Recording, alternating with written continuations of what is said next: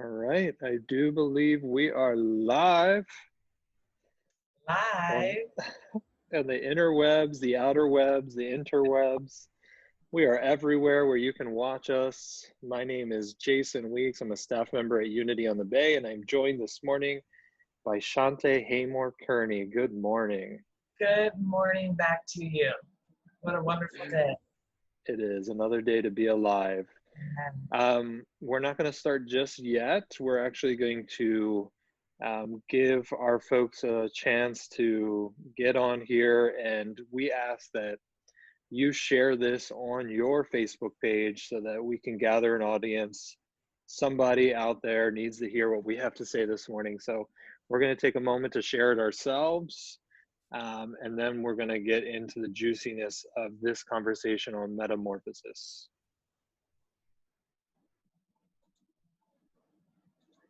Give our folks a chance to get on here, and we ask that you.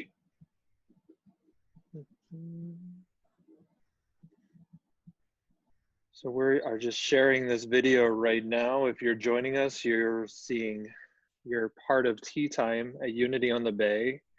My name is Jason Weeks. I'm a staff member here at Unity, and I am joined by Shanté Haymore-Kearney. And we're going to get started in just a second. We just invite you to share this video on your personal Facebook page so that we can build an audience and get questions answered about metamorphosis. I'm sharing it right now.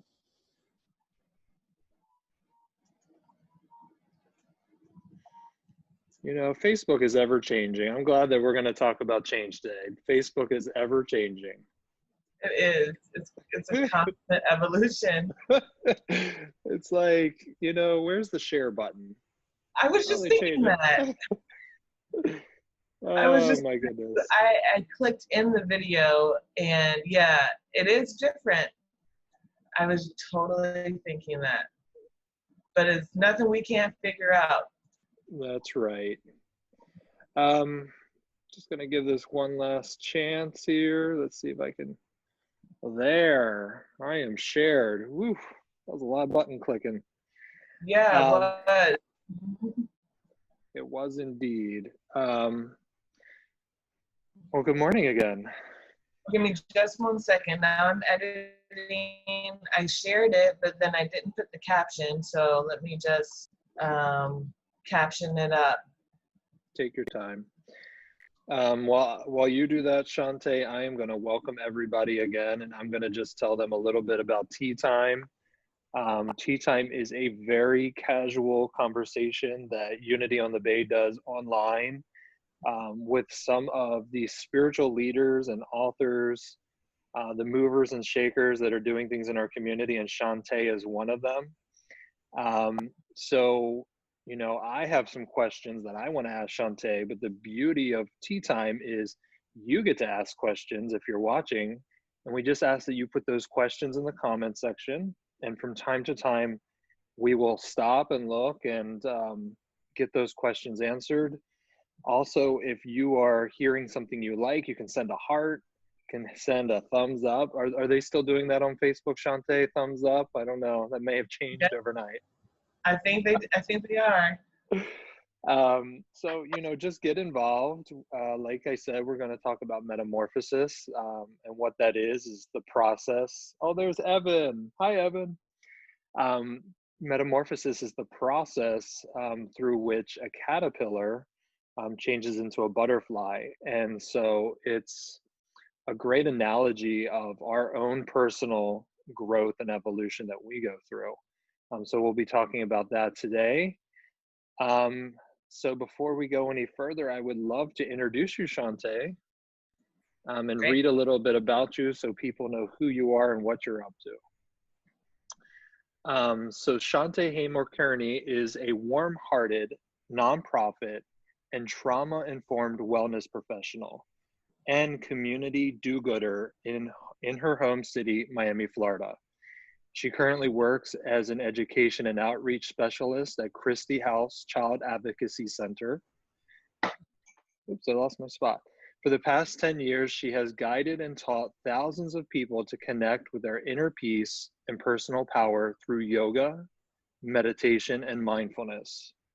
As the founder of Brown Goddess Collective, a wellness community for brown Black women, Shanté is passionate about women of all shades of brown, creating sisterhood and practicing yoga, meditation, and mindfulness. She has been a Unity on the Bay member for 10 years and currently serves on our platform team. Is there anything I missed there, Shanté?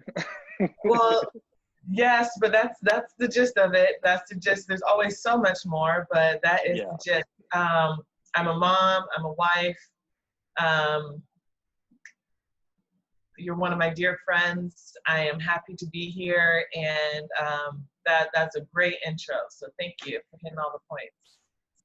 Yeah, and I would just like to add to that as long as I've known you, you've been devout to your spiritual practice and always looking to evolve and reach towards the next greatest vision of who you are. So you're the perfect person for this conversation. I know recently you started a workshop around metamorphosis. Do you want to talk a little bit about that before we get into the questions? Sure. So for me, I felt a really big shift, as all of us did, but I really felt a dramatic shift at the start of the quarantine. And for me, I saw the quarantine at the time for us collectively to go inward and to really use this time to work on ourselves as we were all kind of being cocooned up in our spaces. And I had a lot of I still have a lot of creative energy through the quarantine. Quarantine for me has been fertile ground for me to create things, to build community, to really grow and expand. And so in doing so, I felt it necessary to create a structure for people to maneuver through the challenging times that they were experiencing through, quarantine, through COVID. And now, things continue to become are increasingly intense in our country and our world with lots of change and evolution. So the Metamorphosis program, is a beautiful blend of my love and affinity for nature and how I see us reflected in the natural cycles of what nature has to offer, and also creating the structure for us to get grounded, to feel more stable, and to grow and evolve ourselves using the journey of the butterfly as the caterpillar to the butterfly as a backdrop for that process. So that was throughout the month of May that we ran that program with 18 people who signed up, and it was absolutely transformative, as transformative as I would have hoped it would have been, and more. So that's a little bit about Metamorphosis. We'll run that program again probably in the fall. And right now we're moving on and leveling up to different things, but that's the gist of it. That's great. As I was sort of preparing for this conversation this morning, I was thinking about change in a spiritual sense. At Unity, we talk about there's actually a spark of divinity that lives within us. And I think some people call it the soul, some people call it the spirit, and I think it's all those things, just different names. But I feel like it's like the infinity of us that's always reaching for the next highest vision of ourselves. And the spirit is almost hungry for change, because in the spiritual world, it's, if God is living within us, God wants to experience all aspects of itself. And so it's always looking for new situations and circumstances. And I love that we're talking about this today. Like, how can we, like, you have this workshop, how can you sort of help people through that process, which can seem very scary, but it's also very necessary for our fulfillment, the fulfillment of our soul, because that's really what it wants, to experience life so deeply in in an infinite amount of ways.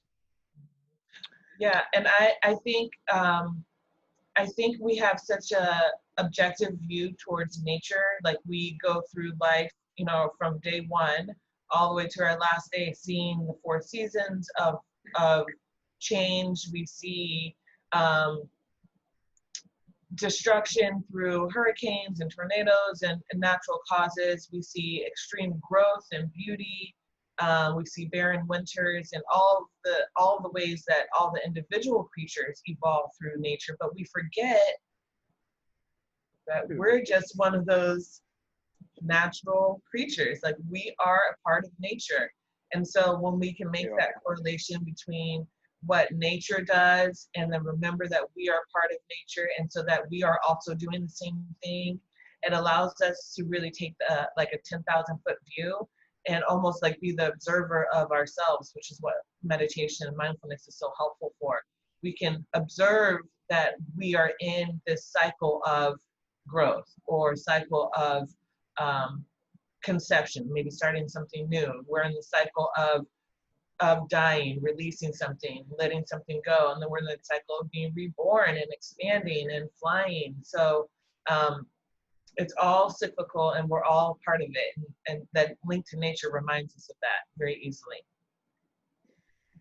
You know, thank you for the reminder. I was just saying this on my tea time last Saturday with Val Solitiker because we were talking about deep ecology. And I was saying, you know, oftentimes we forget that it's not, we didn't arrive on this planet. We came through this planet and we're very much part of nature. We're, dare I say, animals. We are spiritual animals, but we are still subject to the laws of nature. And as you were saying what you were saying, I was thinking, I don't allow myself to go through cycles usually. I'm a very productive person, and my one cycle is production. And what struck me when you were saying that is like, wow, you know, I need a season of downtime, or I need a season of just resting. And yeah, this is going to be a juicy conversation. Oh yeah. Oh yeah. Shall we look and see if anybody's commented or have any questions? Yes. Let's see. Good morning, Francesca. She says greetings. She's also a member at Unity on the Bay.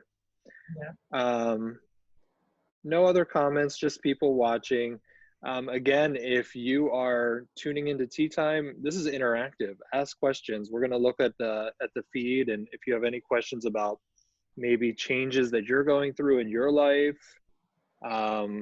ask them. We want to get them answered. Yeah. Let's see here. I wrote down some questions for you, Shante. I know I've already asked a few, but let's see if I have any other juicy ones. Do you believe there are clear-cut spiritual phases in our lives? And if so, what do you believe they are? Well, when I saw that question that you were going to ask me, I was like, what kind of question is this?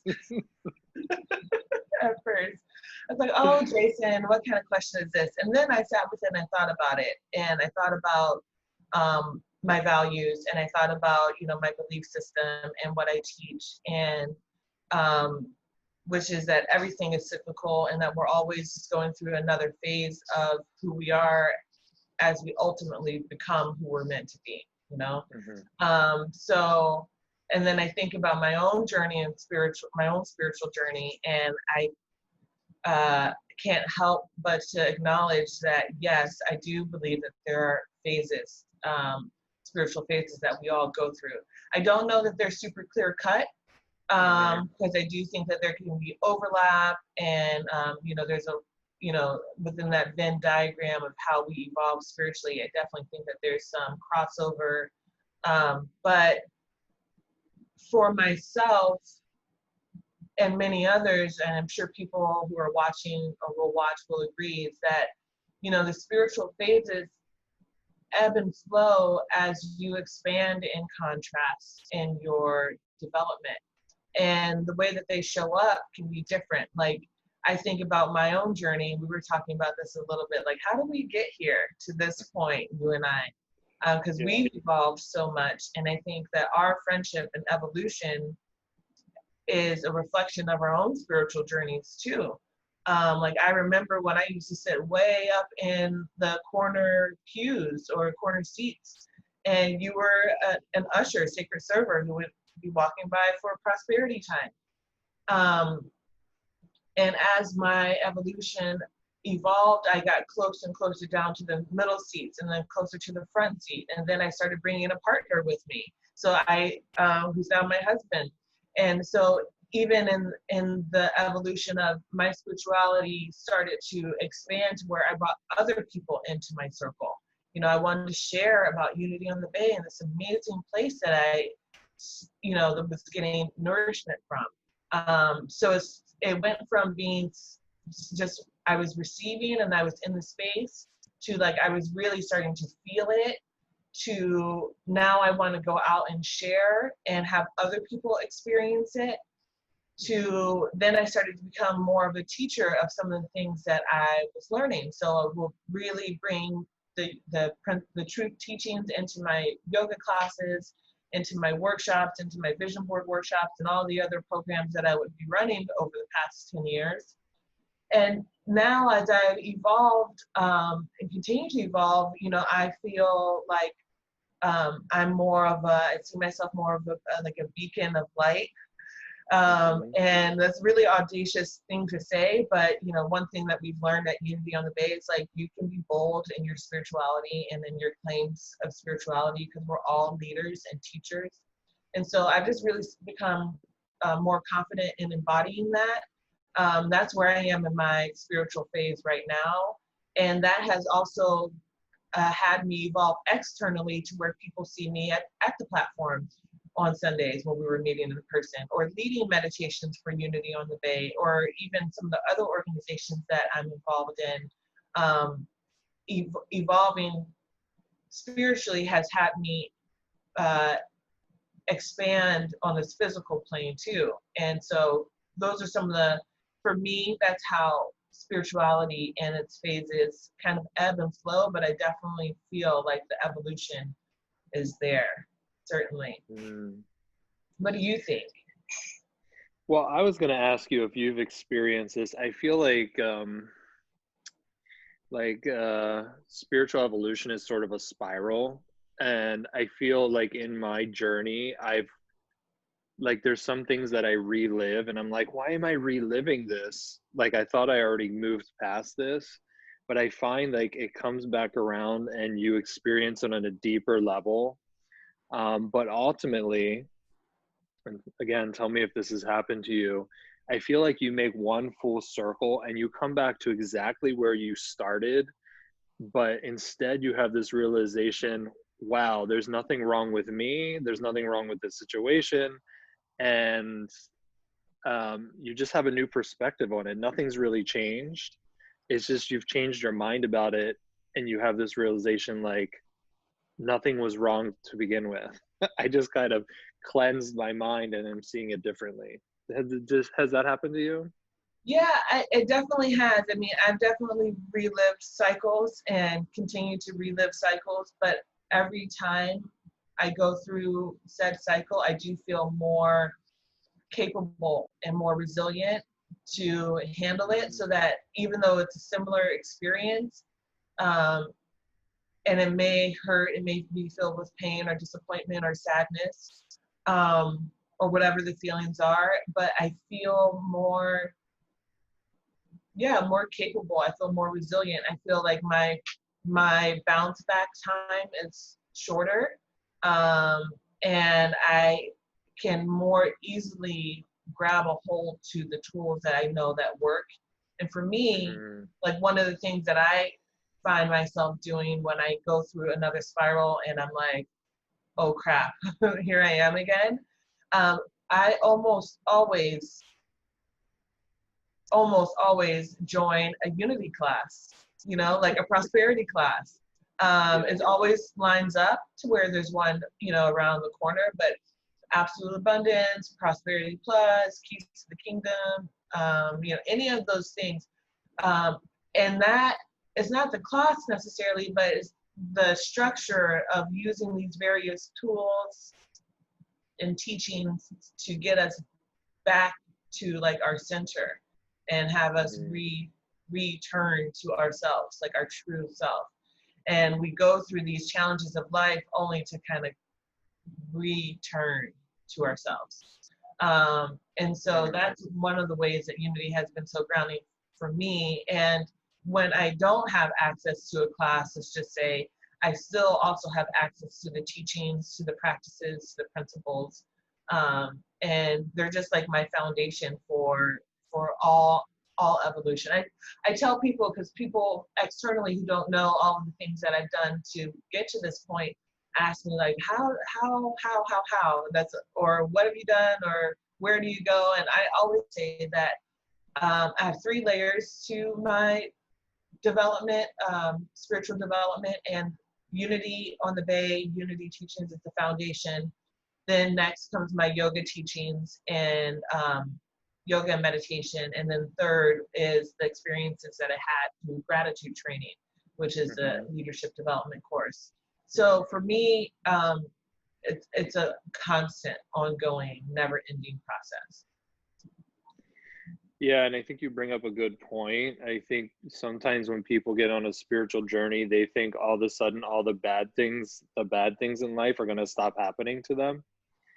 But instead, they continue to happen. We just learn I wouldn't say a better way of dealing with them, but a healthier way of dealing with them. And then we look at these situations as learning experiences to evolve us, which is exactly what we're talking about today. Absolutely. I'm going to check the feed real quick, see if we got any comments. People tend to be quiet in the morning for some reason. I don't think they've quite had their coffee yet. And I am cheating today and I'm having coffee, not tea, but I didn't feel like changing this to coffee time. It's a lot of changing of graphics. Wouldn't you agree? I would agree, and I wanted to have my coffee, but I ran out of my cold brew, so I'm just going for my green tea to have a little caffeine kick. Yeah, I'm doing instant, which isn't my go-to, but I was like, I'll take it. Not going to complain. No. Just going to give some shout outs to Dale Stein, who's watching. Alina De La Paz. Good morning, Alina. Good to see you. DJ Loya. Don't know who that is, but good morning. Morning. David, good morning. I believe Christopher Jackson, our dear Reverend, is watching us this morning. And can we just pause on that? Because we've talked about this, you and I. But Chris is a mentor for both of us and a dear friend for both of us. And I think one of our last texts or something like that, we were saying, I can only imagine how he feels seeing both of us evolve to where we're at, and knowing that he's been such a big part of that. So we're like his spiritual kids. We are his spiritual kids. We're like brother and sister, me and you. So it kind of works out well. Yeah, Chris is amazing. We're so blessed to have him as our senior minister of Unity on the Bay. And the great thing about him, and I'll just spread some love right now, is that he realizes that to lead spiritually means allowing his children, I'll call them, to find their own way and experiencing things on their own. So it's beautiful to have him mentor us, and he's just an amazing guy. So I think Derek is on too. Oh, hi, Derek. Supposed to be on, anyways. Derek is Shanté's husband. He better be on watching. Better be on. I'll just say it. If you're not asking questions, then I get to ask all the questions, and I don't mind doing that. So I'm going to move right on to my next question. Let's see here. you use the analogy of a caterpillar going through metamorphosis to become a butterfly. What do you think is the darkest part of that transformation, the toughest, in other words? Like, would you say there's a correlation, like a dark time for the caterpillar and a dark time for our spiritual growth? Hmm. Yeah, the darkest time for the caterpillar is when it goes into its cocoon or it becomes its pupa stage. And I learned so much about caterpillars. And shout out to my 4-year-old son, Evan. He's like our in-home entomologist and nature expert. Um, but it was actually through, he brought home a monarch caterpillar one day, and I started to look it up and realized that we weren't even going to be able to keep it because we didn't have the things that it needed to live and survive. And that was one of the catalysts for the program Metamorphosis. But when during the pupa phase, it goes, it spins a web or a cocoon, a home for itself out of the silk that it has created internally. And it creates this little nook underneath a leaf, which is also quite vulnerable to bugs and birds and other insects and prey and predators. But it's in there for a couple of weeks. And while it's doing that, it's literally dying. It will no longer be a caterpillar ever again. And it doesn't just come out of the cocoon and like start to fly into this beautiful butterfly. Even the process of coming out is challenging. It has to use its wings to fight against the cocoon. And it's in that fight, in that struggle, where, and if you ever get the chance to see it, you can actually see the butterfly trying to come out certain times. It looks like it's not going to make it. There's a kind of, it's like this void where you're not quite sure what is on the other side. And how many times you can just drop a heart if you've ever been in a place in your life where you just let something go or something just released itself from your life, and then you weren't quite sure what's on the other side of it. Many people feel like that right now. But as it fights, as it goes through that struggle, as it continues to persevere and it doesn't give up, then the next thing that happens as it comes out of its cocoon is that it is a beautiful butterfly. So it always had everything inside of it to transform and to elevate and to fly, but it just needed time, which I think, Jason, goes back to what you were saying about downtime and creating a season of downtime. Like, we forget that having downtime is productive. Like, it is an opportunity for us to get the rest, rejuvenation, to regenerate ourselves, our mind, our body, and so that we can go back out there. Just imagine if, for the athletes who never rested, like, that's just not sustainable. You have to have a break, you have to rest. And so that's what I think for the caterpillar journey, it's the darkest time. And it's the most uncertain time. And it's really scary. And it's relating it to humans, it's also very scary to feel like you're going through it on your own, and that you're flying or going through this journey solo. And the beautiful thing about being in a community is that you're reminded, and it's really empowering to be reminded that, oh, I'm not alone. This actually is normal. Other people go through this too, even other people that I look up to or that I aspire to be like, or are just like me. And that's the beautiful thing about doing this work in the context of community too. Yeah, it is beautiful. God, I love this conversation. There's so much I want to say about what you just said, but what comes to mind for me is, this transformation is built into the DNA of the caterpillar. It's not like it gets to decide, well, I'm not going to change into a butterfly. It's like that day is coming and you're going to turn into a butterfly and there's nothing you can do about it. And I think that's sort of built into us as well, just not, our body doesn't physically change. as much as a butterfly, but this evolution is built into our DNA. Like, we're meant to evolve and change and grow. And I believe that's what we're here to do. And it's really uncomfortable when we don't, like have, Yeah. to the people who are watching, like, you could think about the times when you held on to things that really weren't serving you anymore. Past relationships, past jobs, current relationships, current jobs. It's really uncomfortable. It creates a lot of suffering when we don't let go, and don't allow ourselves the space to evolve. And that's the other. Big. Right. Well, that's the other thing I was going to say is I think sometimes we're forced into it. Like, we can either do it the easy way, like I can schedule breaks into my schedule, or I'm going to get ill. I'm going to get just exhausted, depleted, and I'm going to be forced to take a day off.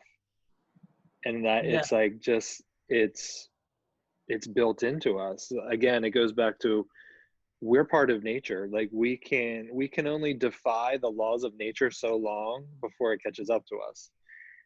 One of my teachers once described it as, when you're going against the flow of life, it's like going upriver, just against the current, just grasping onto the sides to pull yourself up. But eventually that river is going to make you tired, and you're going to have to let go and go with the flow anyway. So which would you rather do? Yep. We're not salmon. We're not meant to swim upstream. No, only salmon are supposed to do that. You're full of analogies this morning. I watched tons of other stuff.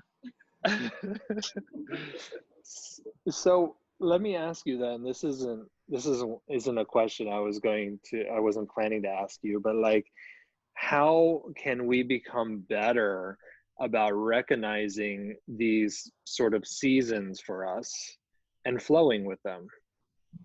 Great question. So I recently did a meditation that was a Metamorphosis meditation. And it was a beautiful experience in which, we really get taking a look above the clouds, so rising above the clouds. And I do that through meditation. I also like to do it through journaling. But I think it's important to create time to pause, even if it's a day or half a day, and like really assess for yourself. Honest assessment. Where are you? Like, when you look around at your physical space, when you feel into your physical body, when you look at your bank account, the people who you're sheltering with, and all those types of things, like assessing for yourself honestly, like where you are, and without judgment of how did you get here? Some like we said in the beginning before we went live, like, how did we get here? And I think when you take that observatory and objective perspective, you can see like, oh, I'm in the void. Like, I'm in the season where I just lost a lot of things or let things go, or I'm at the beginning, I'm in the conception, the egg phase.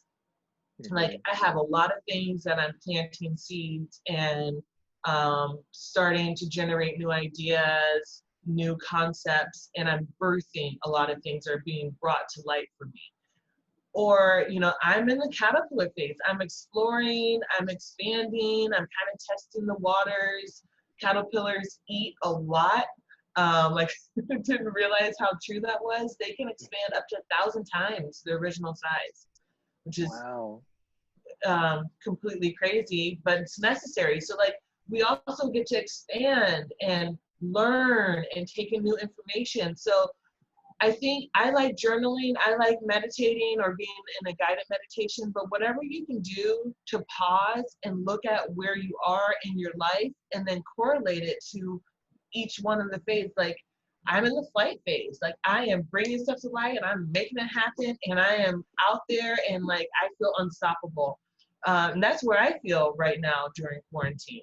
And there's no judgment, there's no wrong, because and just as much as I've been feeling like I've been thriving during the past couple of months and really flying, people will have gotten comments about like, oh, you're doing so great, you're doing so, yes, but this is also like just on the flip side of like a couple years ago, I was like, sure, buddy. I was in the cocoon phase, you know, like I was, you know, in a darker place, trying to figure out like what's gonna happen, like what am I gonna do, how am I gonna recreate my life in a way that it's gonna work for me. So I think whatever you can do to be objective about where you are right now, and then correlating that to one of the phases, it's a great practice. And then you can also anticipate what's going to come next. You know, I was listening to Agape, Michael Bernard Beckwith, this week. And, you know, he was reminding us, like, the bigger the challenge, the bigger the blessing, you know? Yeah. So if you're going through a big challenge right now, then hold on tight, because, you know, it ain't over, and your blessings will be big too. Yeah, I love that. But man, sometimes those challenges are real tough to get through. I believe that we do have. Hi, Evan. I love seeing your son run by there. He started a feather collection, so he loves to show people. We have a question though. Yeah, we do. Dale Stein, our dear Dale Stein, who's our director of the music ministry. He says, do you incorporate spiritual practices into your playtime with your son? I'm sure you do. How do you go about that? Great question. We do. It is just a regular part of our conversation. I think we do it in a very normalized way. Like, we just have it be our basic part of conversation. So one of the things that we talk a lot about, oh, he sees it, buddy. He sees it. Thank you. A couple of things we talk a lot about are gratitude. So being grateful. So sometimes I'll catch myself, like, if he's in a pout, I'll be like, be grateful.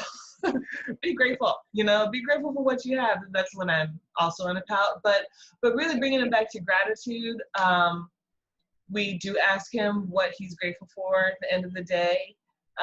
He, you know, talks about things like his feather collection or his rocks or his toys. We say grace before we eat. And sometimes when I listen to him, I'll notice him saying things like, thank you, God. Or he'll ask, like, you know, why is the sky blue? And I'll say, well, why do you think? He's like, well, that's how God made it. So we're definitely a spiritual household. And of all that, he really misses church too. So he really, really, really misses church. He's back at school, but he's not back at church yet. So thanks for the question, Dale. Just keeping it part of the regular conversation for us, I think it's what makes it practical.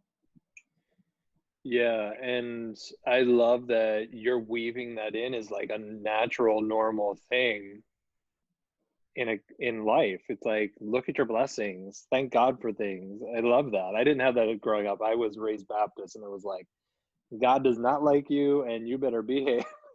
I was raised Baptist too. I was just talking about when I got baptized.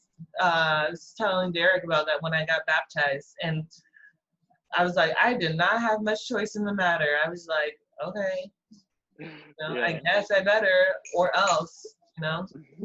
Or else. Or else. We have another question from Claudine Johnson, and she says, I feel like my cycles last too long and punish myself when I haven't progressed. What are some things that work for you?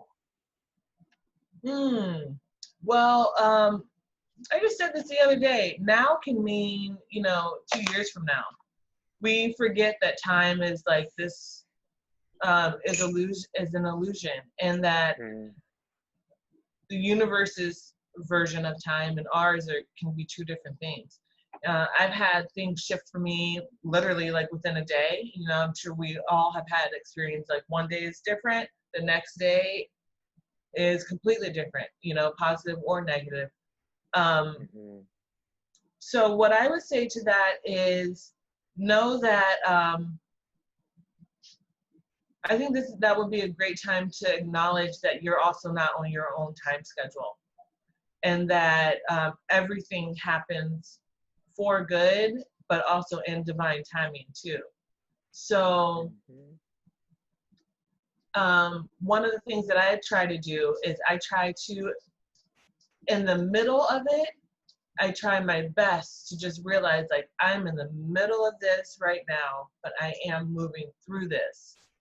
And even envisioning that light at the other end of the tunnel, maybe when you meditate, seeing yourself getting closer to that light, moving through the obstacles. Like, I would envision, if I were to guide you personally, I would have you envision like moving through obstacles, moving through the forest, walking, you know, jumping over the valley, or over, you know, the line, like crossing over to where you want to be. Like, see yourself doing those things. You know, maybe even, I teach vision board workshops, just taught one this week. So I would, you know, grab a picture of, you know, some that represents like physically moving from one point A to point B, you know, and what that represents for you and what's on the other side of that. I would journal about that. I would daydream about that. I would, you know, really breathe that in, and then I would practice being surrendered to knowing that it could happen faster, or it may even happen longer. But when it does happen, it's going to be exactly right on time. We serve an on-time God. We have an on-time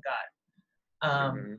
And so that's what I would suggest for you. And you can follow up with a comment on how that makes you feel or how that lands for you. Would love to hear that. Great question, by the way.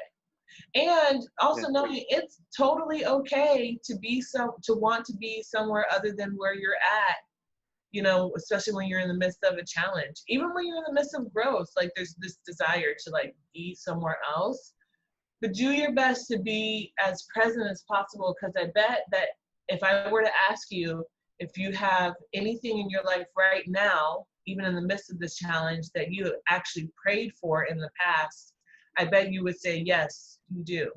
So seeing the blessings, seeing the gratitude that we just talked about, and then also really envisioning yourself to move forward.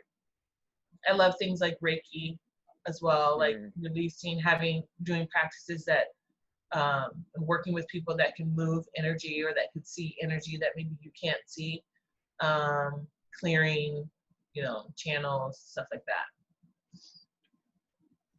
And I'd add to that, Claudine, one of the things that stands out to me about your question is that small word that can be so powerful, and it's the TOO. My cycles last too long. And that for me is an indication that you might be comparing your life to somebody else's life and saying, why are my cycles so long? Why am I going through this so long? You know, if we do believe that God is good and that God created everything here, then your cycle for you is the perfect length. It's exactly what you need. And so don't go into it with this fantasy that it should be shorter or that it should be over faster. Just, so like try removing that word from your question, and it says, I feel like my cycles last long. And it's like, yeah, they last as long as you need them to last, or God needs them to last for you. Shante, we have 1 minute left. Can you believe it? Time flies. Time always flies when I'm with you. I love chatting with you. I love being in your presence. I love having you as part of Unity on the Bay. You're my honey child. I know we call each other that. That's our little thing. That's our little sweet names. Do you have anything coming up that you want to tell people about? I do, actually. You know, we had such a great experience during the Metamorphosis program, and it's still time for us to continue to move forward and to level up. And so in July 8th, actually starting the Level Up program, and it's about manifesting and self-empowerment, taking 5 weeks to have a small mastermind of about 12 women. or so, and women with an X, so that is self-identifying women. So if you identify as a woman, you can be included in this too. And really, you know, this is going to be a chance for each one of us to identify the areas in our life that we want to level up and grow and expand, and then use spiritual tools and practices and community and group intelligence and collective to work on that. So mindful goal setting, taking mindful action, having an accountability partner. We will practice, we meet twice a week, Sunday evenings and Wednesday evenings. We'll practice yoga taught by myself. I'll have a couple of special guests, a Reiki healer, and a couple other surprises in there. But this is like a great opportunity to be in a container where you can use the power of community, the power of your own desire and intention, and to be led and guided by myself to expand, to have forward motion progress. And like I said, it starts July 8th. It's 5 weeks. We meet twice a week. And it's a great deal at only $250 for the 5 weeks. And then you also get a 30-minute coaching session with me too. So that's exciting. Yeah. And so where can they find this information at? Easiest place to go is browngoddesscollective.com, which is our website. And that was one of the things that I accomplished. Honey child, you should be so proud of me. I am so proud. Oh my God. I honor all the skills that you have and technical skills that you have. So yeah, so browngoddesscollective.com, or you can find us on Facebook or Instagram, but that would be the easiest way to sign up, and you can contact me as well, personally. Awesome. Thank you, Shante. Thank you for your time. Thank you for your wisdom. Thank you for leading the way. I know a lot of people look up to you, so thank you. Thank you. I do know, just in closing, I know that there's a question or two still in the comments, and Shante and I will go in there and answer them and get those answered for you. But one thing I like to do when we close out tea time, Shante, is if there was one message that you could get out to the world right now, like for whoever might ever watch this video, what would that be to them?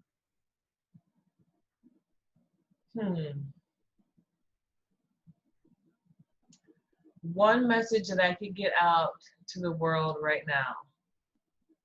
Well, I don't know who needs to hear this, but I will say that you are in exactly the right place at exactly the right time, and that there is no wrong way to be you, right? So even if you're looking to expand and to change and transform, and some of your ways of being are no longer working for you, love yourself up anyways, right? All of you, love all of you. There's no wrong way to be you, and all of you is important and valuable and valued. So that's my message for today. I love it. Thank you, Shante. Thank you for having me. Have a wonderful day. Bye, everyone. Bye. Thank you.